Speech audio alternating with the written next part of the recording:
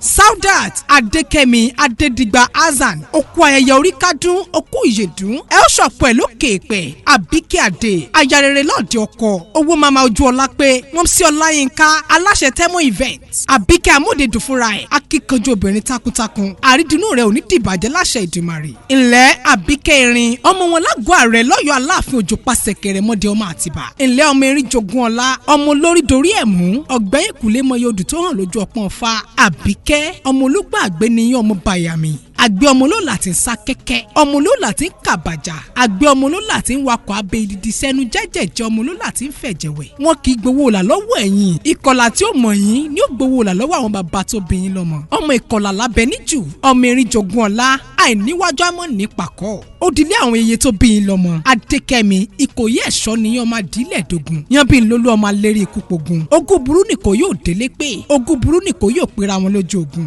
yan bí lólú ọmọ akútapó tó oorun àrò ní akútorí tìdí Ìkòyí ẹ̀ṣọ́ ni ọmọ àjòlápò wọ̀ọ̀rọ̀wọ̀ ọmọ aṣíjú àpòpìrì dàgbà ọ̀fà sọ́fun àpọ̀ fún yọ̀yọ̀ dàgbà ọ̀fà lẹ́ńlẹ̀ yeye tó bí yín lọ́mọ kórìjì ẹ̀pẹ́ láyé Àbíkẹ́ olórí láàfin Ọlábíyì ọmọ ọ̀dọ̀fin ní kírun àgùnbẹ́ onílẹ̀ òbí ìjọ àjùmọ̀jò kò ní díjọ́ wọ nìkan lórí ọmọ ọlọ́rọ̀ dàmbẹ́kì aláṣẹ Temo Events alápápá làbẹ́tu ibi gìjàgìjà làbẹ́kùn òjòjò oníṣòwò kó má lè ná jà kókó lára tá ń lè ẹ ó dàgbà bí ara òrọ̀ ẹ ó fọwọ́ pa rúgbùrúgbù ẹ ó fèrè gíjọ́ bí tuẹ̀tuẹ̀ kò sí bẹ́ẹ̀ ṣe lè pẹ́ láyé tó ẹ ò ní tanáwo sàárè ọmọ lágbára wáìdù lókè Adékẹ́mi Saudat Abike Amodedun tíá long life and prosperity.